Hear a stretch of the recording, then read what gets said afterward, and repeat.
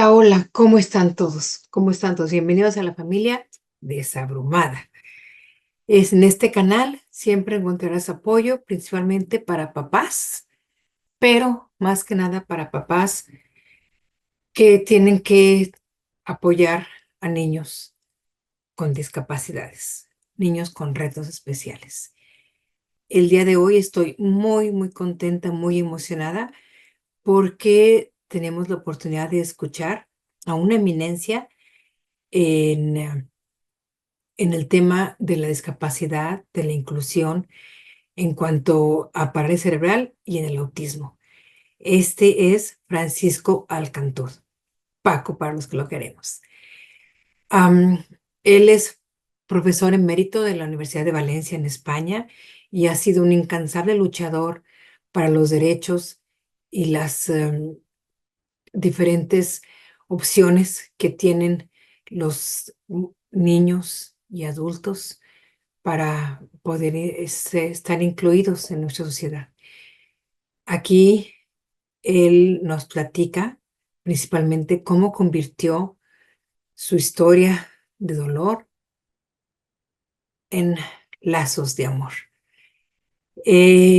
Yo les quiero invitar, escúchenlo todo, nos va a platicar su historia, nos va a platicar consejos muy prácticos sobre cómo él ha luchado en esta batalla y cómo al día de hoy sigue siendo un abogado incansable y que con su experiencia nos ilumina y nos sigue apoyando. Entonces, escúchelo y por favor, si saben de alguien que le puede interesar esto, por favor, compártenla. Ya se acuerdan, denle like y suscríbanse al canal porque vamos a tener entrevistas y contenido muy importante para apoyarnos en esa travesía y aprender a desabrumarnos. Hola, hola, Francisco, ¿cómo estás? Qué gusto tenerte aquí con nosotros. Muchas gracias. Am, Gracias a vosotros por invitarme a esta ocasión. no, mire, yo obviamente ya en la introducción les comenté de que Francisco, pues, así, no nada tan solo es un académico reconocido a nivel internacional, él ha trabajado en muchas redes, pero sobre todo es luchador incansable que por experiencia propia, en mi concepto, él decidió convertir su propia experiencia, en su momento su dolor, en amor para otras personas. Y hoy tengo la fortuna y me siento muy honrada de tenerlo aquí con nosotros para que nos pueda hacer favor de compartirnos su experiencia, que vamos a permitirnos tocar no tan solo su gran intelecto, pero su muy enorme corazón. Muchísimas gracias. Francisco, muchas gracias por aceptar. Ujú. ¿Quieres platicarnos algo de ti? Bien, pues en este momento soy ya emérito, ya jubilado, aunque mantengo una actividad académica como emérito, pero ya no con la misma intensidad que mantenía hace apenas unos meses, tampoco llevo mucho tiempo, ¿no? Yo empecé a trabajar muy pronto en áreas, digamos, muy alejadas de lo que es la persona con discapacidad, en temas numéricos, ¿no? En temas de psicología matemática, estadística, psicometría, cosas de ese estilo. Y no fue prácticamente hasta el nacimiento de mi hija cuando empecé a dar un giro a mi actividad profesional dirigiéndome más hacia el terreno este de las personas con discapacidad o con trastornos, ¿no? Gracias. Eh, Tengo que decir que no fue algo de un día a otro, fue algo muy progresivo, porque al principio, los primeros días del nacimiento de mi hija, realmente yo había oído hablar de la parálisis cerebral en los libros, en las clases, pero no sabía absolutamente nada, sabía cosas del texto, ¿no? Pero no tenía ni idea qué es lo que significaba. De hecho, Para de hecho, poner, perdón que te interrumpa, para poner en contexto a las personas que nos hacen el favor de escucharnos, entiendo que fue un momento, pues me imagino, traumático, que nace tu niña, pero también tu esposa fallece, ¿es correcto? Sí, Y el nacimiento de tú, mi hija se produce de forma eh, prematura, a los 7 meses, como consecuencia de un accidente cerebrovascular de la madre. La madre era una ejecutiva de la empresa. eh, Se supone, ahora sabemos más cosas, ¿no? Pero en aquel momento estaría hablando del año 87, del siglo pasado. Entonces no se sabía apenas nada, ni se sabía del funcionamiento cerebral, ni se sabía nada de lo que era la parálisis cerebral tampoco, ¿no? Entonces en aquel momento, pues o bien por un efecto de un exceso de cortisol, de estrés, o bien porque ya tenía precursores y había tenido algunos acontecimientos de accidentes cerebrales mínimos previamente, es decir, había una predisposición. El caso es que estando embarazada de 7 meses, pues tuvo este accidente, cayó en coma. O tuvieron que hacer una cesárea para que naciera Marta, pero ya nació con un sufrimiento fetal. La madre quedó en coma y quedó en estado vegetativo pues, durante casi 9 meses. Al final falleció y yo me quedé pues, con dos hijos, un hijo de 4 años y Marta, que ha sido y es pues, el leitmotiv profesional para mí, sin saber qué hacer, totalmente desorientado. O sea, no sabía. De hecho, intentaba leer alguna cosa y lo rechazaba, no quería saber nada, no quería saber nada. Estaba en un proceso de negación que también es muy típico de estos estados, ¿no? De no quiero saber nada, no me digas esto no me puede haber pasado a mí, porque nosotros hemos tenido todos los controles médicos, hemos seguido todas las pautas que se siguen en estos casos y por qué me tiene que pasar aquí, ¿no? Esa es el sentimiento que me nacía. Tuve la suerte en aquel momento de que mi hija naciera en un hospital de primer orden, de primera línea, que es el Hospital La Fe de la ciudad de Valencia, que es un hospital de referencia. ¿Eh? Y dentro de ese hospital, pues me canalizaron, me llevaron de la mano. No tuve que tomar ninguna decisión. Si me hubiera tenido que tomar decisiones, seguramente me hubiese quedado por el camino, sin saber qué hacer.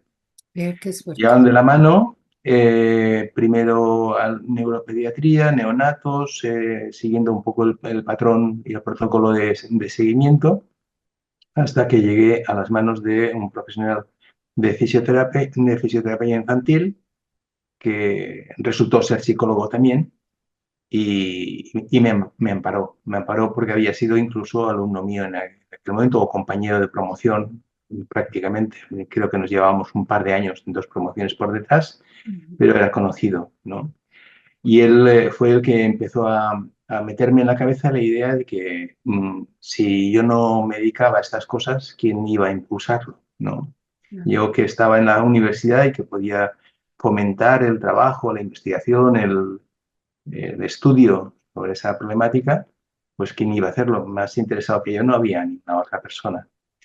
Y Mm. poco a poco, muy poco a poco, estoy hablando del año 87 cuando nació Marta, pues prácticamente hasta el año 93, 94, 95, no empecé a trabajar directamente sobre niños con problemas. O sea, tuve un tiempo, una demora, hasta que yo acepté la situación. Pero vamos a aquí detener un poquito porque, wow, wow, wow. Porque imagino, no quiero ni siquiera imaginarme tu lucha interna exactamente de que, pues muchos decimos, ¿por qué yo? Y luego dicen, bueno, pues ¿por qué no, verdad? ¿Por qué yo no? Pero porque no nos resignamos, aceptamos porque pues hay que seguir luchando. Me imagino yo que en este tiempo del 87 al 95 hubo momentos de inflexión, momentos que ya pues de tú, bueno, está bien, yo ya estoy pudiendo, pero en eso, ¿qué hacías contigo? ¿Cómo podías tú am, mantenerte en pie?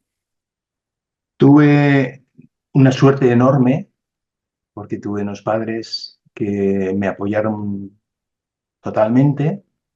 Mi madre asumió el papel y el rol de madre más que de abuela y mi padre me apoyó totalmente. Mientras tanto, pues conocí a otra persona que también pues, asumió el rol de madre y entre todos pues, llevamos el barco un poco al puerto. Poco a poco, no fue de la noche a la mañana, es un proceso largo, pero sí, al final pues te das cuenta de que, bueno, como decía el cuento este que está en el libro que comentabas antes de la parálisis cerebral, el viaje que yo tenía previsto era a París, pero el vuelo me llevó a Ámsterdam. Entonces me tuve que resignar y decir, bueno, no veo la Torre Eiffel, pero puedo disfrutar de los tulipanes. Exacto, Y esa es la situación.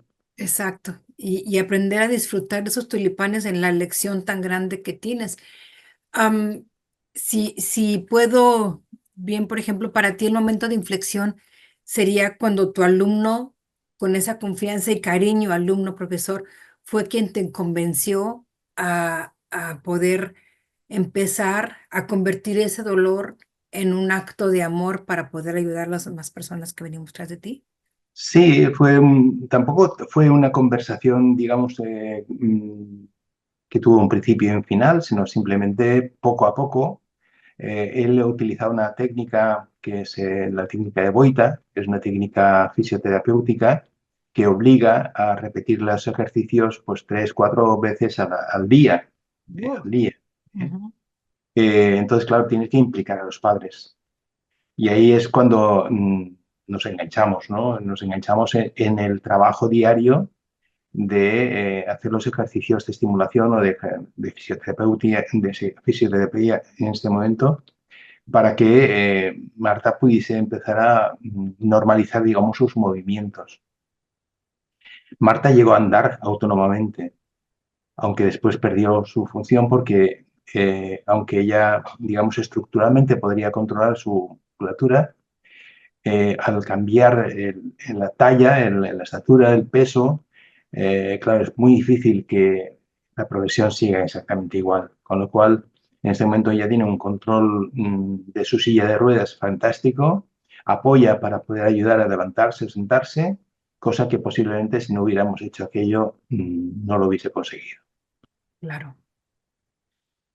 Wow. Entonces, ¿nos pudieras compartir algún momento clave en ese camino, ah, donde tú dijiste, ahora me comprometo porque esta es mi causa? A ver, gracias a Florencio, que es la persona de la que estamos hablando, Ujú. pues me invitó, sucesivamente él estaba también en fase de formación, me invitó a participar en experiencias donde fuimos a Madrid, fuimos a otros lugares, llevando a Marta para que se beneficiase de las manos de expertos. En este caso me refiero directamente al propio Goita, que estuvo en Madrid dando un curso de formación. Wow. Y entonces pues nosotros fuimos a aprender con él, ¿no? Fuimos como padres, ¿no? Pero claro, veías a los profesionales que estaban trabajando, que estaban formándose y decir, bueno, pues habrá que hacer algo porque por la diseminación geográfica, por la falta de profesionales, por la falta de vocación en ocasiones, por miles de razones, pues no hay tantos, ¿no? Y tú tienes el problema en casa, con lo cual tienes que intentar resolverlo de alguna forma. Poco Claro. a poco vas tomando el rumbo y entonces en un momento determinado ya en los años 90 en la universidad misma, pues yo me ilusioné con la posibilidad de que mi hija pues pudiese llegar algún día a cursar estudios superiores, ¿no? Y la universidad no estaba preparada para esas cosas, con lo cual nos lanzamos a trabajar precisamente en adaptar la universidad, no para mi hija en primera persona, sino para todas las personas que ya estaban yendo a la universidad y que tenían diferentes dificultades, ¿no? Y Claro. creamos la unidad de investigación acceso, que es la unidad que ha dado pie para la creación del servicio de atención al estudiante con discapacidad de la Universidad de Valencia, que en ese momento atiende pues alrededor de 2.000 casos, 2.000 personas, 2.000 estudiantes, aparte del personal de PDI, de profesores, y docentes e investigadores que tienen algún tipo de discapacidad y personal de gestión y de servicios que también pueden tener algún tipo de discapacidad y se benefician del mismo servicio. Wow.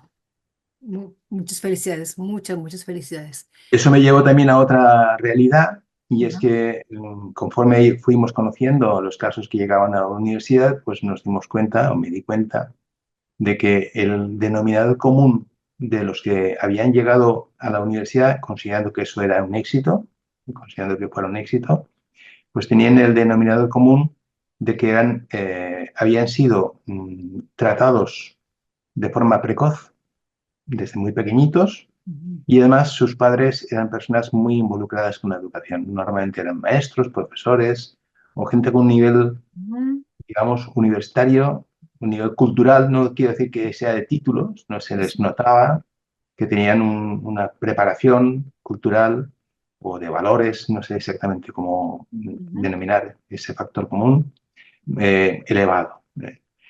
Eso me llevó a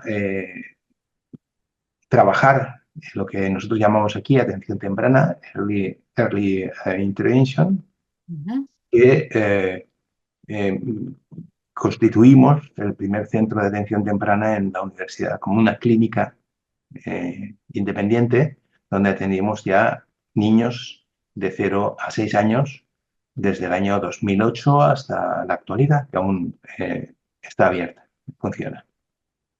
Muchas, muchas gracias. Qué interesante.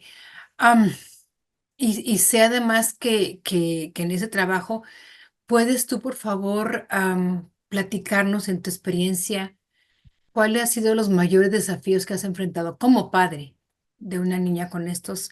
Me gusta decir retos especiales porque todos los niños son especiales, pero nuestros hijos tienen retos más abrumadores en muchas cosas. En el Entonces, caso de mi hija, los retos más importantes han sido siempre de naturaleza física, desde intentar tener una casa adaptada, que fuese una única planta, que pudiese acceder a todos los sitios, con eh, puertas suficientemente amplias como para poder entrar una silla.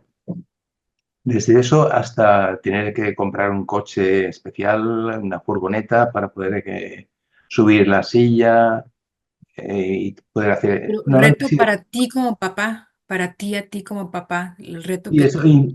es que eso implica un tema que trataremos, supongo, ahora a lo largo de la entrevista, que es el tema económico, Sí. porque implica un gasto, digamos, que las familias que no tienen este tipo de problemas no lo tienen. Ujú. Claro, ahí y entramos quizá en otras, vamos a ir saltando de temas a temas, ¿no? Sí, sí.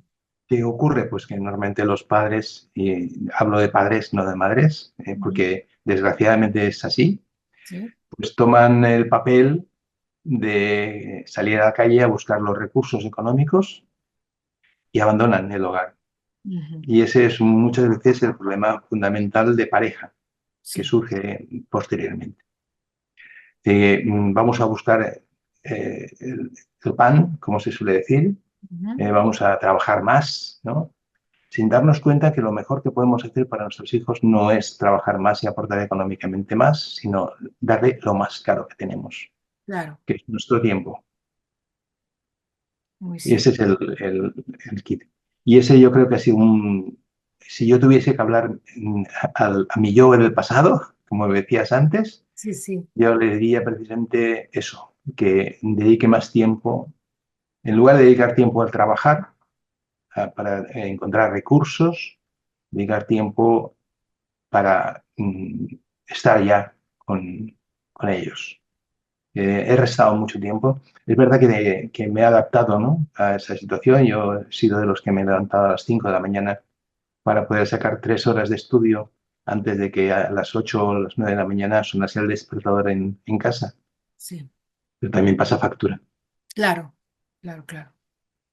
Sí, dicen que los únicos que saben cuándo trabajaste son tus hijos, los Sí, demás. algo así. Sí. Sí, pero ha sido un luchador incansable y bueno, eh, Marta, su hermano también, obviamente él estuvo involucrado.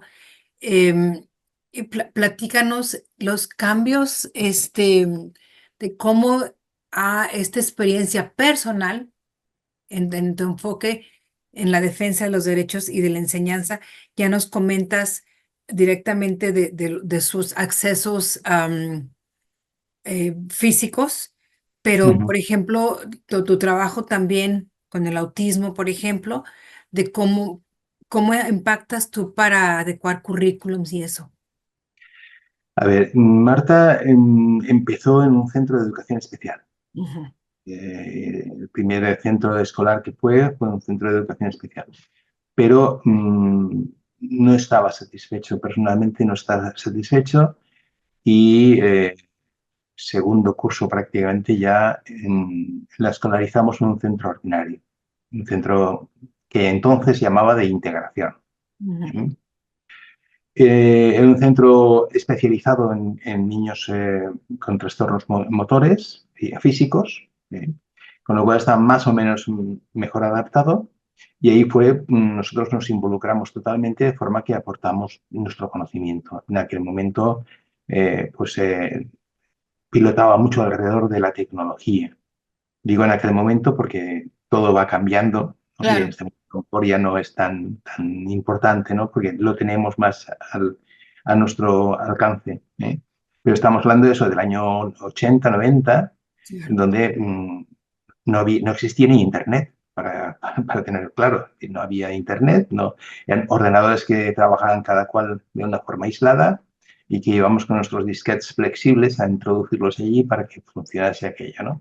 No, sí, Entonces, bueno, pues aportamos lo que nosotros pudimos aportar, era motivar mucho a los profesionales mediante el conseguir recursos tecnológicos que les permitiese hacer tareas, digamos, más motivadoras para los niños y al mismo tiempo descargarlos en cierta medida de trabajos tediosos, laboriosos, ¿no? Que implicaba pues, preparar materiales y cosas de ese estilo. Eso fue durante toda la etapa de infantil y primaria. Y ya después en secundaria, pues bueno, las posibilidades de Marta fueron marcando las posibilidades de estudios. Marta presenta una discapacidad intelectual mínima, es un borderline, y tiene unas limitaciones mentales que le impidieron continuar estudios después de secundaria, después de segundo curso de la ESO. En segundo curso de la ESO ya tuvimos que de nuevo tomar decisiones y la decisión por circunstancias administrativas más que por decisiones profesionales fue saltar ya con 16 años al mundo de adulto, claro. porque no había posibilidades de que continuase en la escuela. Según la legislación española, podría estar en la escuela de educación especial hasta los 21 años, pero era un sinsentido.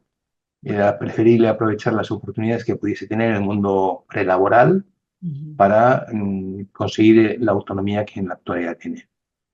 ok. Me gusta mucho cómo dices que había que motivar a los docentes, motivar a sus maestros. Yo creo que eso es clave porque yo pienso que es mejor convencer que exigir.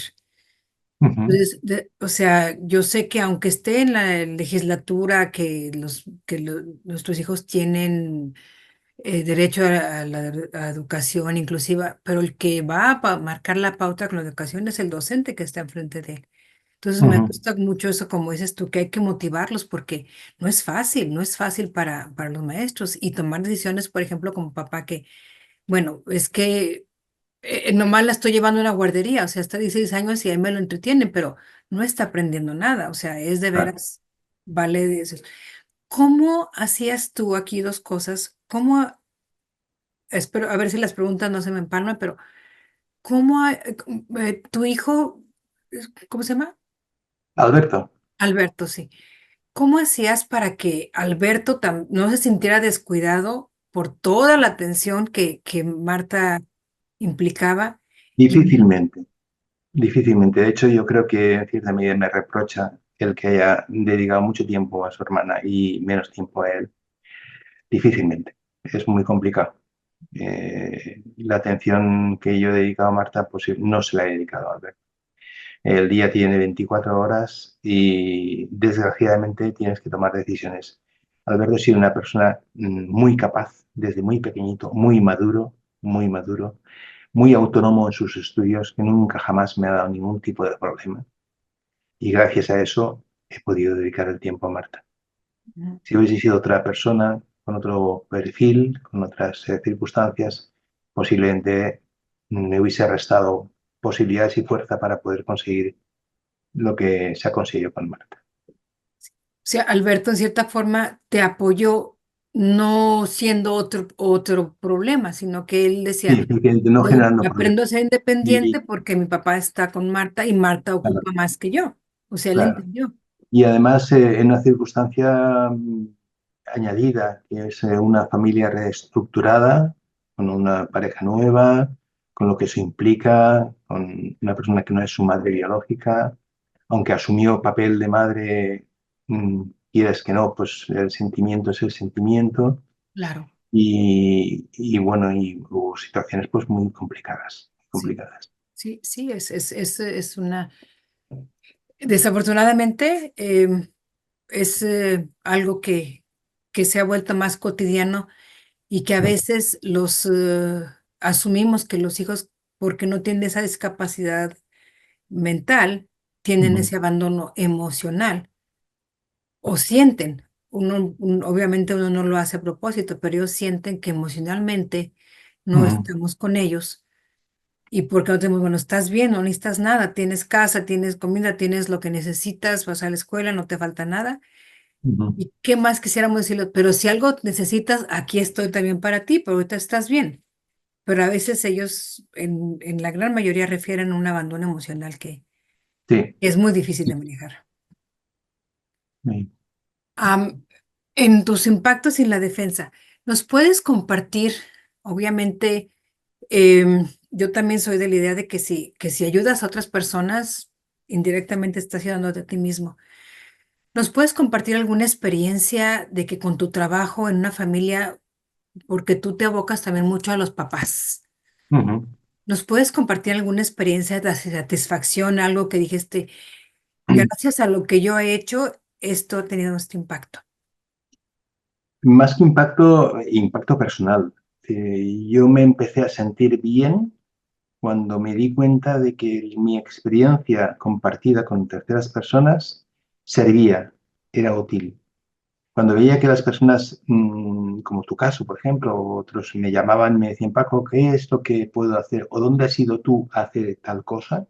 Cuando compartías la experiencia y veías que tenían éxito, éxito en el sentido de que mejoraban, o familiarmente o el niño en particular mejoraba, pues es cuando uno se empieza a sentir bien por compartir precisamente ese dolor o esa capacidad de resiliencia, ¿no?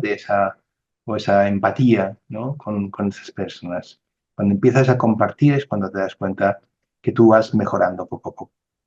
Yo me encuentro mucho mejor, me encontré mucho mejor después de años de estar compartiendo experiencias con terceras personas, terceras familias. ¿Alguna en particular que nos puedas compartir?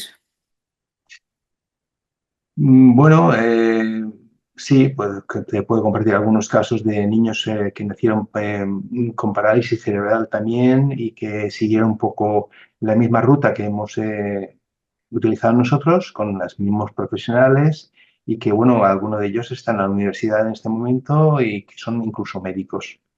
Wow, Y que sí, ha servido, ha servido, ha servido. sí, sí, sí, Tengo que añadir, si quieres, mi actual dedicación, decirlo de una forma, hacia el autismo radica también en Marta, porque Marta tiene digamos, un trastorno añadido a la parálisis cerebral o consecuencia de la parálisis cerebral, aparte de su discapacidad intelectual, es un borderline, como he dicho antes, es que ha desarrollado el autismo también. Entonces tiene conductas autistas, conductas repetitivas, tiene problemas de comunicación, porque ella tiene una disartria muy importante, entonces le cuesta muchísimo, entonces tiene una vida interior muy elevada y eso pues le ha producido muchísimos problemas a nivel psiquiátrico, a nivel de trastorno mental. Y bueno, una de las cosas que plantea pues es esa, una situación autista. Y eso me llevó a tener que trabajar también y estudiar sobre el autismo. De hecho, en los últimos 10 años no hago otra cosa nada más que trabajar sobre autismo. Sí, iba a ser la siguiente pregunta justamente, ¿cómo era que incursionaste en el autismo? Qué interesante. Pero tú, o sea, tú ves que lo desarrolla o estaba allí y se hizo notorio, porque entonces estamos hablando de que si Marta tiene 36 años, entonces el diagnóstico de autismo era déficit de atención, hiperactividad y el autismo, algunos que las perdiera, etcétera, pero el autismo como diagnóstico era muy conservador. No, no, el autismo no lo tiene siquiera diagnosticado. Yo hablo de que tiene rasgos Ah, autistas, ya, ya. ¿eh? Pero nunca, no me hace falta un diagnóstico en este momento. El diagnóstico, la etiqueta diagnóstica normalmente la utilizamos para conseguir un recurso, para tener Correcto. el documento oficial que te permite abrir las puertas en el ministerio, Ujú. en la institución que sea para conseguir el recurso correspondiente. No sirve para otra cosa. A los profesionales yo les aconsejo siempre que trabajen desde un punto de vista transdiagnóstico, porque hay muchísimos síntomas que son comunes a la discapacidad intelectual, al autismo, al TDAH, a la discapacidad motriz.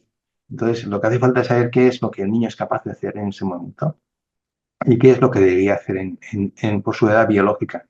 Y entonces hay que trabajar para intentar llevar ese niño que no hace las tareas o las actividades o los hitos evolutivos que le tocan por edad, llevarlo hasta donde tenía que estar. ¿Eh?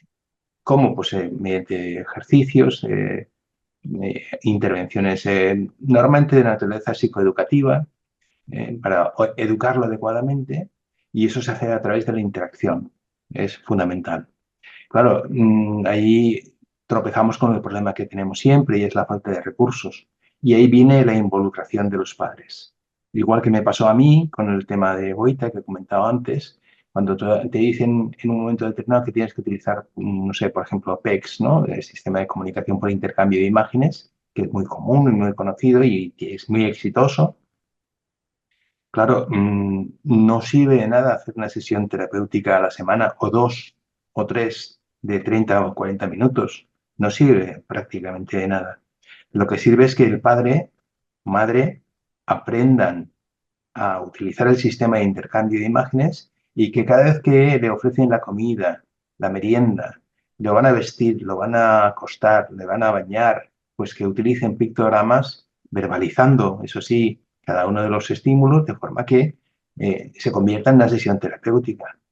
Pero para eso tienen que estar muy involucrados los padres. Tienen que tener mucha conciencia de que efectivamente cada vez que yo me dirijo a mi hijo, estoy haciendo una sesión terapéutica, porque estoy interactuando con él, estoy dando pautas. Eso normalmente, me vas a disculpar, Sí, pero es mi hija Marta. sí, Entonces sí, tiene que ser... adelante, adelante. Voy a poner pausa. Ok. La idea es esta. Tienes que involucrarte porque pagar un terapeuta en casa para que haga todas las sesiones es imposible. No hay economía humana que pueda cubrir los gastos que eso significa.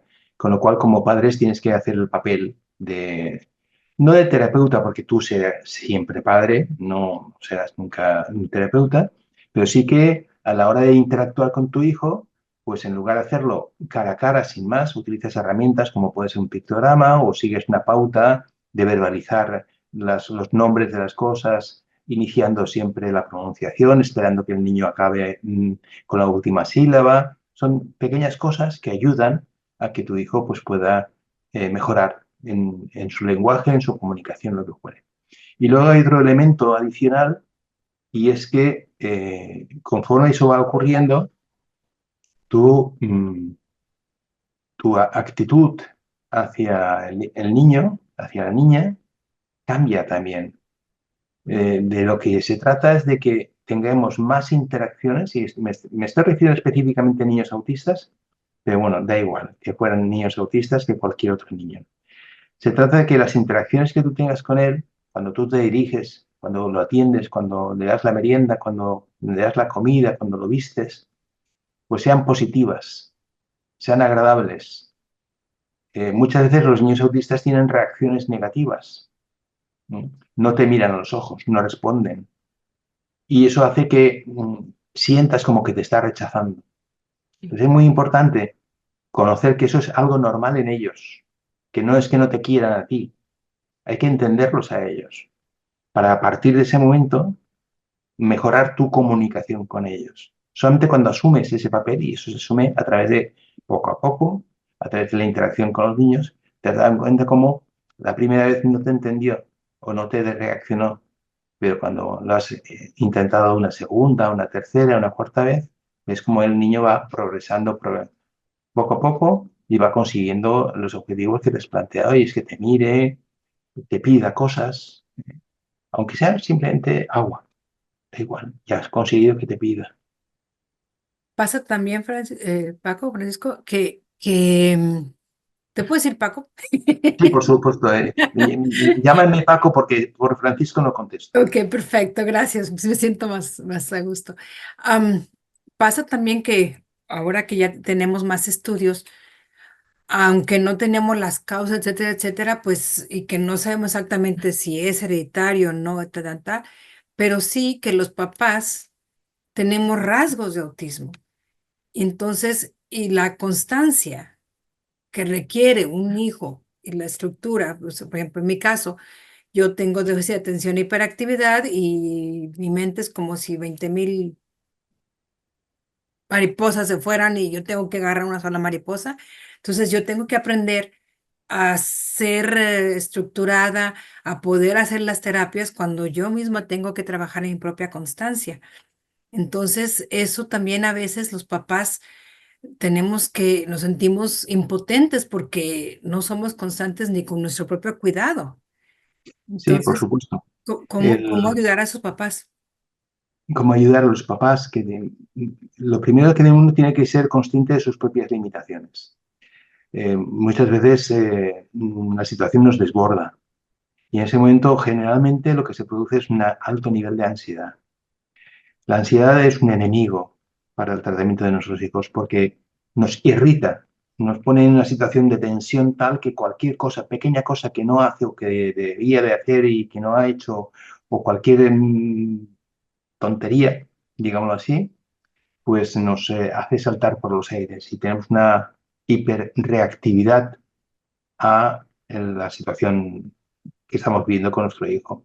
Pero no porque nuestro hijo sea un problema, sino porque somos nosotros los que tenemos un alto nivel de ansiedad. Con lo Claro, cual es muy importante introducir situaciones de relajación. Es muy importante cuidarnos. Yo aconsejo a los padres que hagan mindfulness, que hagan relajación, que hagan eh, cualquier tipo de técnica, me da igual. ¿Eh? Pero es muy importante que al menos encontremos un hueco de unos 15, 20 minutos al día donde podamos estar solos o acompañados, me da igual, en pareja o en solitario, para poder simplemente estar reflexionando, pensando, sin hacer nada, en relajándonos. Si utilizamos una técnica de relajación, mejor.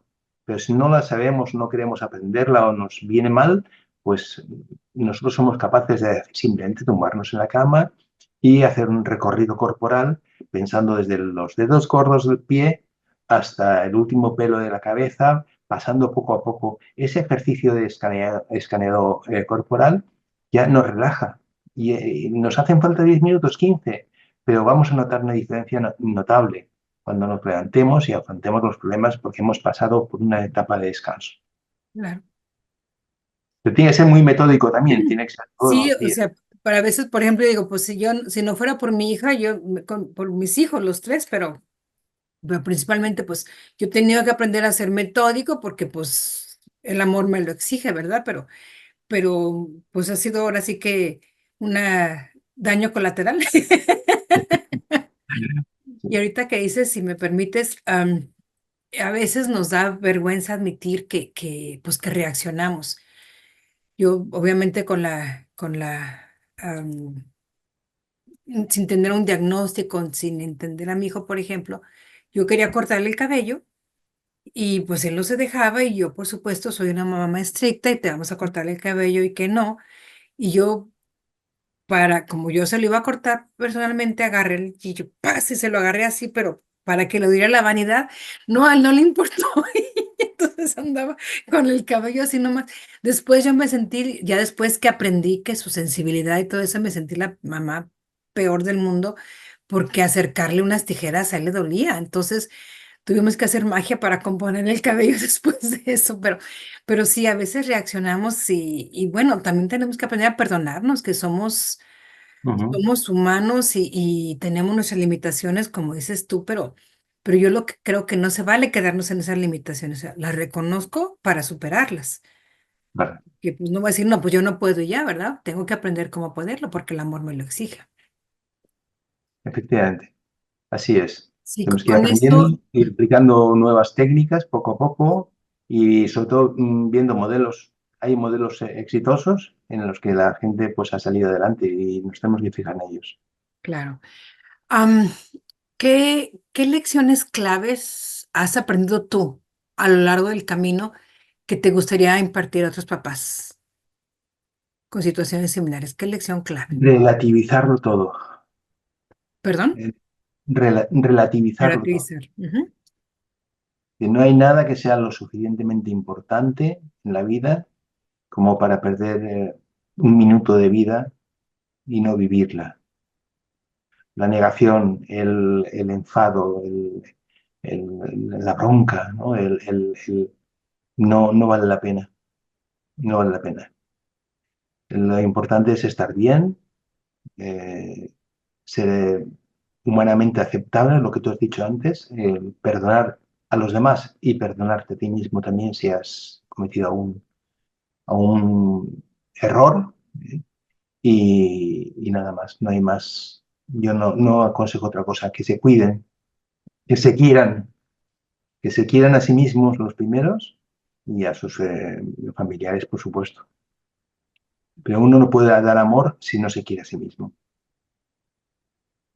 Gracias.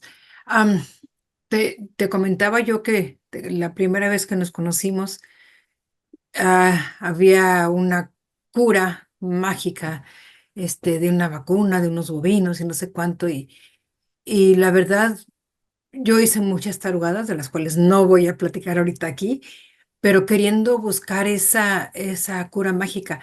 Somos presa de eso, entre la ignorancia y nuestra desesperación. ¿Qué les dirías tú a esos papás que están entre que acepto, pero yo voy a salir más fácil por esto? ¿Qué les dirías? Es normal que busquemos soluciones, es normal. Y es normal que entremos en Internet en este momento, en la red, y busquemos, pongamos autismo, ¿eh?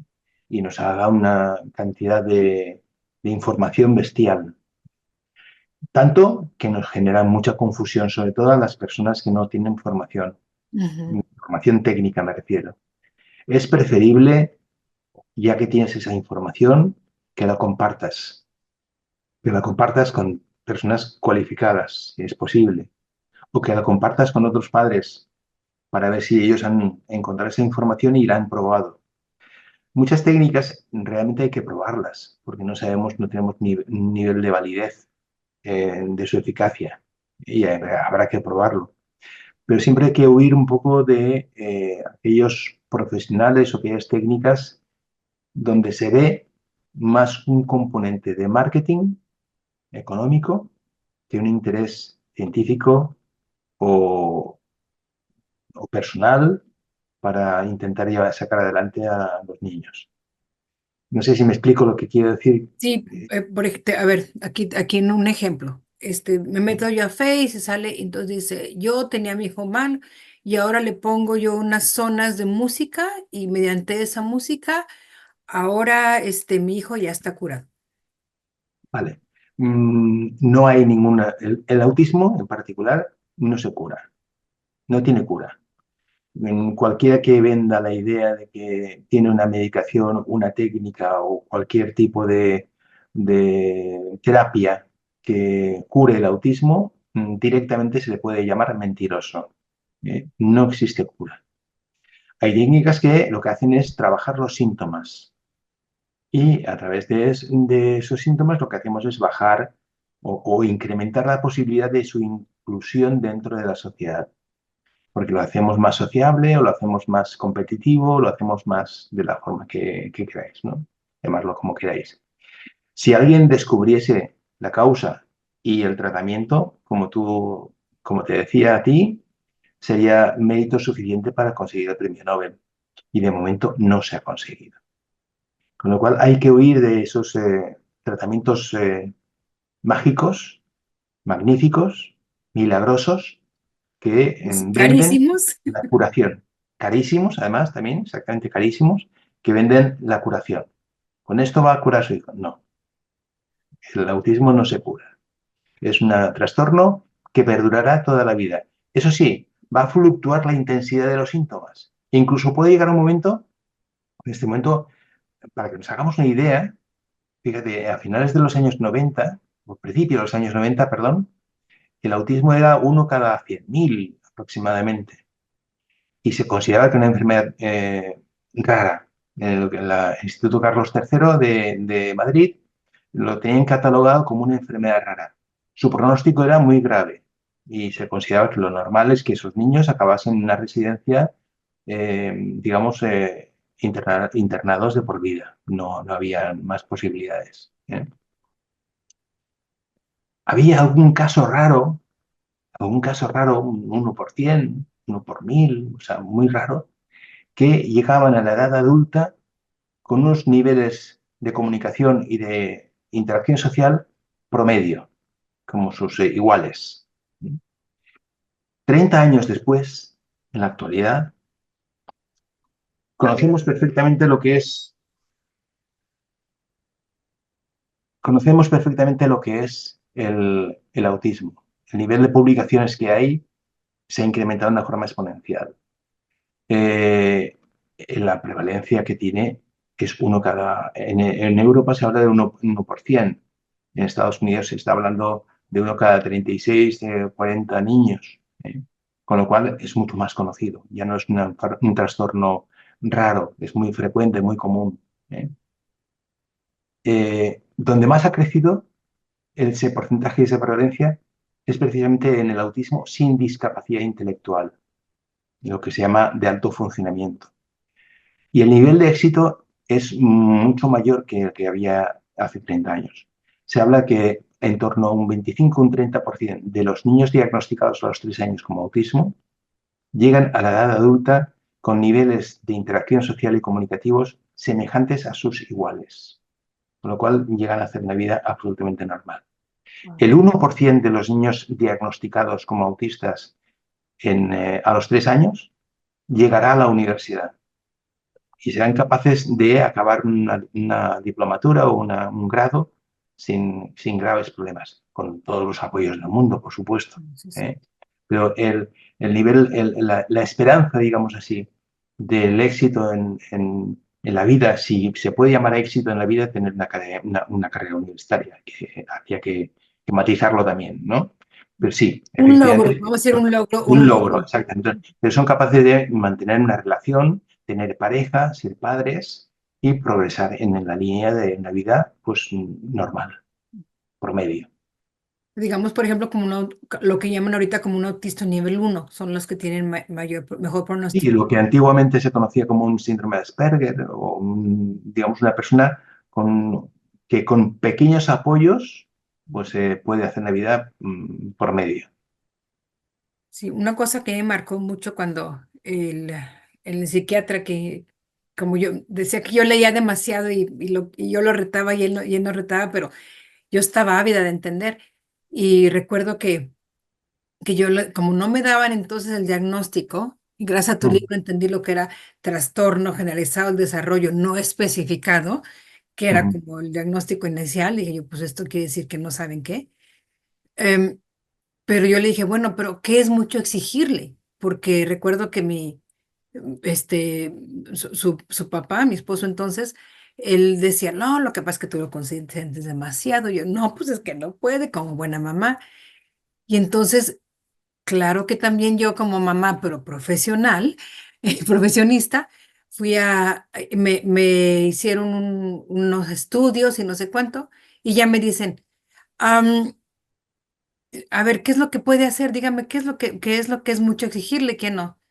Y el doctor me dijo, vamos a entender, un diagnóstico no es un pronóstico. mm, Entonces, esto a usted no le sirve, usted exíjale. Y ya el niño le va a decir lo que sí puede hacer y lo que no.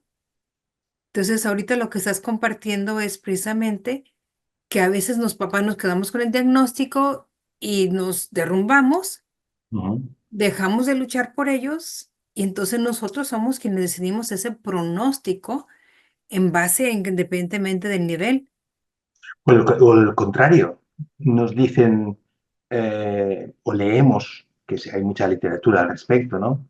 Que el método ABA, método conductual, ¿no? Ujú, ujú, Pues requiere 10, 12, 15 horas de tratamiento semanales y ujú. somos capaces de hipotecarnos con la finalidad de conseguir los recursos para que tenga esas terapias. Sí, sí, Cuando, desde un punto de vista médico, pues a nadie se le ocurre que dando más antibióticos se va a curar antes el paciente. Lo que va a provocar seguramente es exacto, un problema renal o unos efectos secundarios no deseados, ¿no? exacto. Como por ejemplo el rechazo a la terapia en los niños autistas. Sí, sí, sí, también.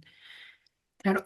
Otra cosa que platicamos, recuerdo que tú decías que, pues en estos casos, tú, ese instituto donde tú decías, bueno, aquí el niño viene aquí a apoyo, pero los papás también requieren apoyo. Los Sí, papás, no nada más de entrenarnos cómo hacer con nuestro hijo, cómo dar las terapias, sino cómo emocionalmente nosotros como padres podemos lidiar este tipo de situación. Y tú lo marcabas mucho, es que los papás, porque desafortunadamente pues el índice de divorcio es más alto con papás con situación de niños con retos especiales. bueno, Entonces, allí, ¿cómo enfocas eso? a ver, el criar un hijo en general es una situación, pues, digamos, para la que no tenemos manual, Ujú, no tenemos una educación, ¿no? Y si es un niño que tiene unas necesidades de salud, que es lo que más nos preocupa a los padres, cuando los niños se ponen enfermos, ujú, pues genera muchísima ansiedad, muchísimo estrés. En este caso en particular, lo que nosotros hacemos, y lo tenemos escrito en algún artículo, porque hicimos ensayos clínicos al respecto para evidenciar que eso es así, lo que hacemos es que durante el tiempo, estamos hablando de niños muy pequeños, niños de 2, 3, 4 años. ujú, Durante ese periodo de tiempo es verdad que el cerebro está en fase de desarrollo, es muy plástico, y entonces nuestra intervención va a dejar huella, de forma que después, de una forma natural, va a desaparecer el síntoma. Digamos, hay una remisión sintomatológica, que no es curación, porque después cuando llegue la adolescencia puede volver a surgir, pero bueno, va a ayudar a los procesos inclusivos dentro de la escuela y va a ayudar muchísimo al desarrollo del niño, ¿no? Incrementamos la probabilidad de éxito. Pues bien, eh, si trabajamos solamente con el niño, no estamos dando solución. Es muy importante trabajar en paralelo. Por lo que antes comentaba de esa interacción entre los padres y el niño. Si no mejoramos la interacción entre los padres y el niño, y eso se hace por psicoeducación, enseñándoles qué es el autismo, enseñándoles cómo tienen que reaccionar y también dándoles técnicas para que ellos estén tranquilos, estén sin ansiedad. Entonces, lo que hacemos habitualmente es, por una parte, se le da la sesión de trabajo a los niños, que normalmente son sesiones que a través del juego conseguimos que incrementar el contacto visual o incrementar la interacción de la que se trate, ¿no? Y por otra parte, enseñamos a los padres a cuidarse con técnicas, como decía antes, de relajación o enseñándoles simplemente que es natural que su hijo se comporte de determinada forma, con lo cual no le exija que haga tal cosa, sino exíjale, enfóquelo de tal otra forma. De esa forma conseguirá que su hijo le pueda atender. ujú. Es muy importante esa doble vía terapéutica porque multiplicamos el éxito. Si conseguimos que después de que se van los padres con su hijo a casa, continúen utilizando las mismas, digamos, técnicas, las mismas formas de interactuar que han visto cómo se hacen en la sesión del centro, estamos multiplicando el número de sesiones. Nosotros, por ejemplo, aconsejamos que los padres estén siempre presentes en las sesiones terapéuticas. Primero, porque tienen el derecho y la obligación de ver qué es lo que se hace con sus hijos. Una de las cosas que yo aconsejaría a los padres es huir de los centros o de los terapeutas que se encierran en un despacho con su hijo y que no tienen acceso a los padres. Los padres tienen que estar siempre delante de la intervención que se hacen con sus hijos. Primero, por control. Segundo, para aprender. Y para sensibilizarse. Porque seguramente lo que está haciendo el terapeuta, él también lo puede integrar en su día a día, de forma que cada vez que vaya a hablar con su hijo, habla de una forma determinada y consiga, digamos, llegar a más éxito, me sale el nombre en inglés, pero me pasa en ocasiones hasta que, achievement, Logro. logro, más logro. Sí, sí, eso es todo un tema, ¿verdad? Porque hay algunos papás que somos sobreprotectores y luego pues el terapeuta necesita exigirle más y los papás interrumpimos o intervenimos de manera negativa en las terapias. Por eso los papás tenemos que tener esa madurez emocional de decir, pues es para bien de mi hijo, pero sí, eso es todo un tema. Oye, ahorita me encanta como dices ahorita, que no exigir, sino enfocar. Enfocar, eso creo que es clave porque cuando yo ahora acá me estoy corrigiendo solita, se lo digo que el amor me lo exige, no. El amor me enfoca en donde tengo que hacerlo. Me estoy corrigiendo mi propia expresión previa. Porque sí, efectivamente, o sea, dices, aquí no, así no. Y si luego como exigencia me duele, me pesa. Pero si luego como algo que no tengo que enfocar, ¿no? Es muy ilustrante ese término, muchas gracias. Am, Paco, ¿cómo mantienes tú tu resiliencia y la motivación para continuar tu trabajo de abogacía y de defensa de los Yo papás? creo que gracias a vosotros, gracias a vosotras. Claro, yo la retroalimentación que recibo es una entrevista como esta, lo diré. Eh, a mí me llega la sensación de que lo que yo digo sirve y eso me motiva a continuar trabajando, a continuar hablando, a continuar leyendo, a continuar levantándome a las 5 de la mañana para hacer determinadas cosas, ¿no? Si no tuviese esa retroalimentación, seguramente pues acabaría escribiendo novelas. No sé, no. Bueno, pues por mí sigue escribiéndola porque la que escribiste me ayudó mucho. Y qué bonito, ahorita vamos a grabar esto, lo vamos a subir y en su momento ni tú ni yo vamos a ver a qué papás les está llegando y qué fibra podemos en algún momento tocarles, pero Ujú. siempre con la mejor de las intenciones. Am, ¿Y cuáles son tus esperanzas, Paco? ¿Cuáles son tus esperanzas y metas en este futuro? En lo que, bueno, Oh, sí, la abogacía sigue siendo, yo creo que hemos avanzado bastante en crear sí, conciencias, sí. pero porque ya no es como una mala palabra, pero ¿cuál es tu esperanza? ¿Qué es lo que en ese mundo utópico, que en algún momento todo realización, en un momento fue un sueño, ¿cuál es tu esperanza? La normalización. Esa sería mi esperanza. El que cualquier persona, su condición no implique un rechazo, sea cual sea esa condición, sea discapacidad, sea capacidad, sea color. Yo creo que es la integración, la inclusión, para mí la normalización. Yo creo que el término que más me gusta es la normalización. Somos humanos todos, Ujú. con las condiciones que sean, somos humanos todos y por tanto iguales en derecho. Muchas gracias. Redefinir lo que es normal, ¿verdad? Efectivamente. ¿Eh? Muy bien.